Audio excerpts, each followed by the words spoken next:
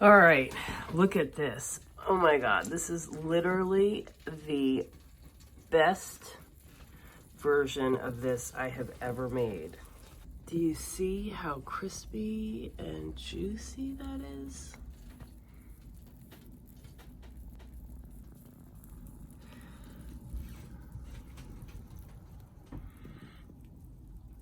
All right, this recipe is a win.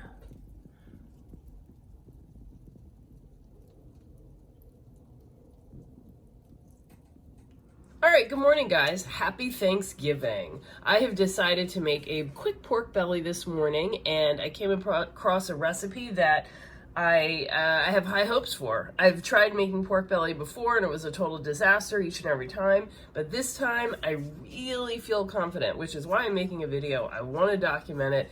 I think that it's going to work out this time. So the recipe, I found a lot of the aspects of it are things that I do to make my chicken thigh skin really crispy. So I see the same principles at work, and I think this might work. So give it a whirl, watch what I do, and let's go.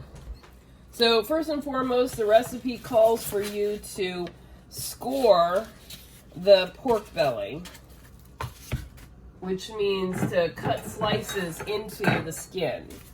And I think that's what allows it to get really crispy. I also want it to be really dry.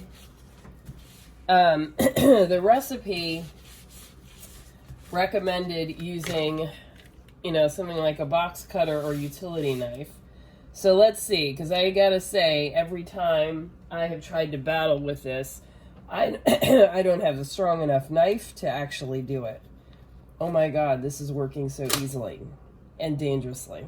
Be careful, folks. Be careful. So they said 1/2-inch slits. I actually don't know what is an inch, but I think that's about 1/2 inch. Oh my God, this is so easy. This is what you need, a utility knife.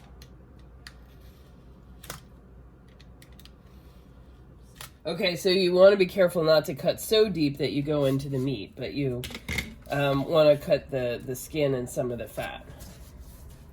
Isn't that beautiful? Lovely. And the recipe calls for about 2.5 pounds of pork belly, and this is 2.3 pounds. Okay, so next the recipe calls for rubbing the pork belly with olive oil. I guess that is to help it roast and also to make the salt stick to it. So I don't use seed oils, so I am going to I guess warm up some tallow so that I can drizzle it. It's kind of backwards, but that's what I'll do. Okay, so now I'm going to drizzle, very hot, the hot melted tallow onto the pork belly. So you see it's getting nice and glistening here.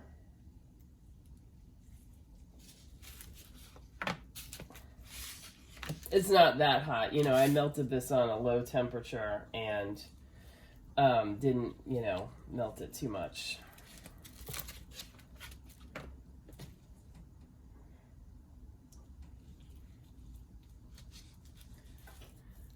Okay, so I've massaged this, and I'm only gonna put on salt for me, but if you are making this at home, I guess now would be the opportunity to, to rub in other spices. So this is just some regular kosher salt, not fancy.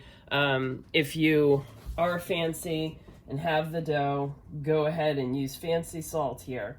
Now the recipe says really be generous with the salt, and the fat reacts with the salt and it helps it crackle and get puffed up, which is what we really want.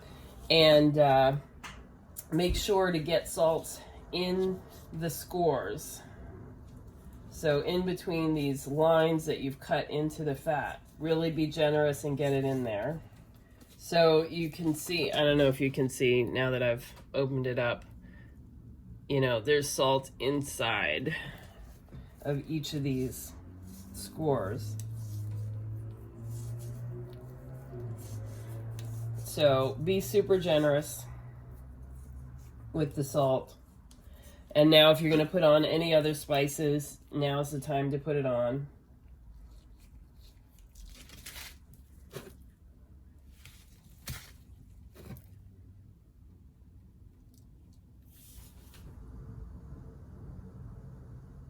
Okay, now the recipe calls for putting the pork on a baking sheet like this on a rack that's above the baking sheet.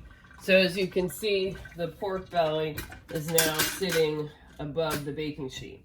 It is supposed to go in the hot oven, which is 450 degrees, and on the middle rack, which...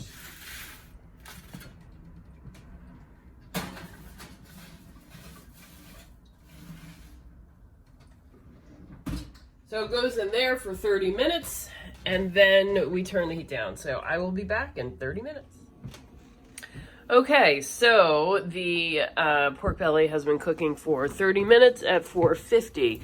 Now the recipe calls for reducing that heat to 325. Oh, it's getting nice and crispy. Look at that, and it's starting to puff up.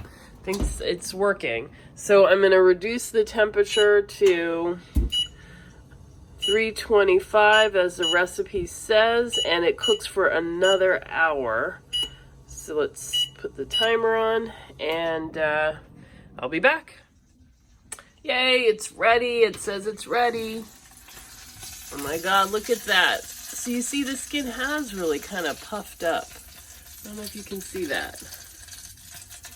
Oh, yes. Okay, so the recipe calls to put it under the broiler for 1 minute. So I'm doing that. Gee, I've got it on underneath here unevenly. I don't know if it really needs it though. It looks like a pretty golden brown that I like.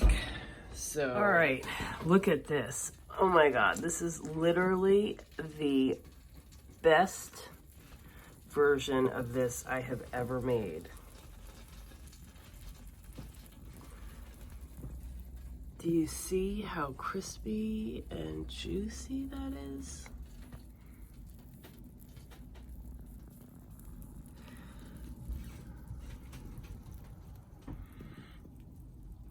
All right, this recipe is a win.